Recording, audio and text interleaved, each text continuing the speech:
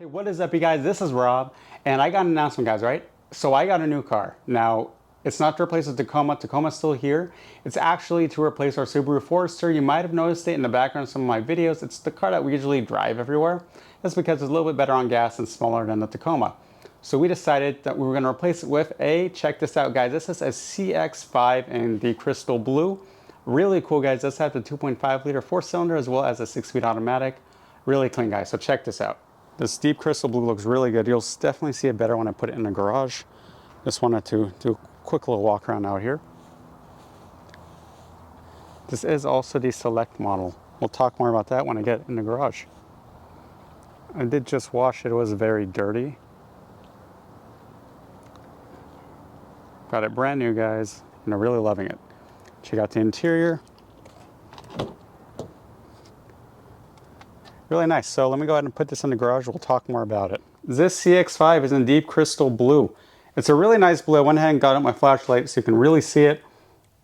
Really cool. You know, it's dark, but then when the light hits it, just phenomenal, guys. I'm really loving this. I honestly really can't wait to go ahead and polish and ceramic, because I know this is going to look absolutely stellar. And this is also the Select model.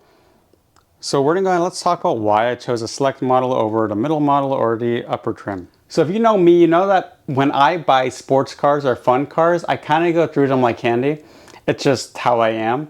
But when I buy cars like this, you know, that are just supposed to be kind of daily kind of stuff, I try to keep them as long as possible. The Forester we had for 7 years, and I really enjoyed it. I was still kind of sad to see it go. But the CX-5, what I did like is with it being the base model, it still comes with pretty much enough stuff that I need that I didn't really feel like I was missing out by not buying the middle model or the higher model. So let me show you guys some of the things it has that I'm actually pretty surprised that the base model would have. So going inside, I mean, this interior is really nice. I mean, this is, you know, fake leather, but still looks pretty good. You know, when I was looking at some Toyotas to compare, this was plastic, just boring hard plastic. So to see, yeah, it's nice little pleasure, pretty cool. Only thing I've done to it so far is it did just add these little step guards right here. Got these from Amazon. I'll put the link to those below. After I get the rest of the protective things on the CX-5, I'll go ahead and make a video about all the things I recommend buying for it. Let's go inside. So now we're inside the CX-5. I do want to talk a little bit more actually about this material. So I really actually like this fake leather material because to me this is probably going to be a bit easier to clean, you know, versus actual leather, and especially just to take care of it. I mean, it's just pretty nice because, like I said, when I was looking at some Toyotas, it was just plastic. It does have a nice premium feel in here despite this being a base model. Now, being that it's a base model, there are a few things it doesn't have, but I'm honestly all right with that. So, for example, you can see there is 0 sunroof, but whatever, because we only used our Forester sunroof like 5 times the whole time we had it. So I'm going to go ahead and let me turn it on. I do really like that as the button start-stop. So on some cars that we were looking at, base models were still just with a key. So this is a pretty nice touch, especially for a Select. So check out these gauges. I really like the gauges. I do just wish they had something digital, but that's okay. I absolutely love that little ring you can see around the miles per hour. That looks phenomenal. Has a nice big screen and CarPlay. My wife is really excited to have CarPlay. The Forester doesn't have it, but the Tacoma does. So whenever she was using the Tacoma, she was always like, oh, this is so nice versus the Forester. You know, having to have her phone up on like a magnet mount over here for using GPS and those kind of things. Being that it is the Select model, even though it's base, it still does have blind spot monitoring, which is pretty awesome. And it also has collision avoidance, as well as the really nice cruise control, the one that does the auto adapting depending on how far in front of you the car is. For me, for a base model to have this, that is just phenomenal, guys. Okay, maybe I'm just out of touch, but to me that's just pretty awesome. And it does have you know, a few other things that are different. Instead of having the nice big subwoofer system, it does just have a 6-speaker system. But honestly, the sound system sounds better than the Forester XT's middle model system, so I'm just kind of like whatever about that. This have the shiny black. I might try to figure out a way to put some PPF on there. I'm pretty decent doing it myself. I do already have some screen protect on the way. So if you didn't know, look through my Tacoma videos. Really nice protector. It'll protect here, protects this screen as well as the gauge, because I know that plastic always tends to scratch up really easily. I do really like the trim. Oh, that's really nice. You have here this sort of, what do you call it? Sort of a brushed silver look. We do have the chrome line. The steering wheel feels really good, guys. I really like this wheel. And honestly, this thing handles pretty nicely. I know that with Mazda, they always put a little bit extra care into their handling. And the steering is just tight. I love it. It's crisp. You know, where you turn the wheel, that's where the wheels are going. I love it.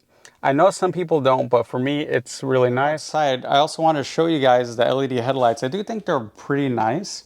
Apparently, there are no fog light options anymore for 2024, which is all right. But you can see there's this little spot right here. I'm kind of hoping that somebody makes some aftermarket ones. I might be interested in that. Chrome trim looks really good. The only slight annoyance is that being that this is a 2024 model, because I was able to get a slightly better deal on it, you know, that means it was essentially sitting on the dealer lot for like a year. So it does have a lot of watermarks on the paint and stuff. But again, as soon as I polish it, it's going to be all good. Really lovely color. The chrome trim looks really nice. The rear looks pretty good as well. I do also have a nice bumper protector coming in right here. It's really so when you're loading up cargo, if you end up slipping out of your hand, instead of it falling onto the paint, it'll fall onto essentially a nice WeatherTech, you know, guard right there. So as I mentioned earlier, you know, being that this was a 2024 model, we were able to get a pretty decent deal out of it, you know, get a couple grand knocked off MSRP. I have noticed that the car market still isn't like it used to be, but it's definitely better than it was 2 years ago. So I was still able to come out, you know, pretty decently from this one. I really just wanted something that would last. Again, hence why I went for the 2.5 liter 4-cylinder, you know, versus the turbocharged variant. And honestly, I think this is gonna pretty much be what we need. You know, I'm really happy with it. Definitely can't wait to do a few little things to it, you know, just to kind of protect it and kind of make it more our own. Next thing I do have to do is, let's see, probably dash camera next. And of course, I will do a dash camera tutorial as well, so that you can see how to hook one up. Being that this is the Select model, it also doesn't have, you know, like the mirror link and all that. So the garage door opener built in to the rear view mirror. That kind of sucks, but whatever, I'll make it work. So I'm probably gonna do some fuse work, and I think some people will like seeing that video. So again, if you guys know me, you're probably thinking, Rob, why did you buy the base model? Usually you always like to buy like the higher trim stuff. Again, when it comes to buying the car that's just supposed to be kind of the A to B car, while I have like the fun cars, because I do want to still get into something fun in the future, to me, it's just more worth it to just go for the base model, because you can usually get a better price on it. And as evidence with this one, they just come with enough now. I mean, some of this stuff, it's just before you'd have to get the highest trim in order to get it. So it's just awesome. You know, blind spot monitoring, even a pretty decent sound system. It doesn't have the power lift gate, but we don't need more mechanical stuff back there anyways. So it's just really nice to me to have sort of a nice base model that the price was good. I know it's gonna last, and it's just always gonna be there for me. And even when I start, you know, again, buying and selling all these fun cars again, you know, something that will always kind of be there. Kind of like, well, it's pretty much what I want the Tacoma to be as well. And that's pretty much is the role that it's had. All right, you guys, so that was it. Just wanted to do this really quick video just to kind of show you guys, you know, what's been going on and my rationale for buying a Select, you know, 2024 CX-5.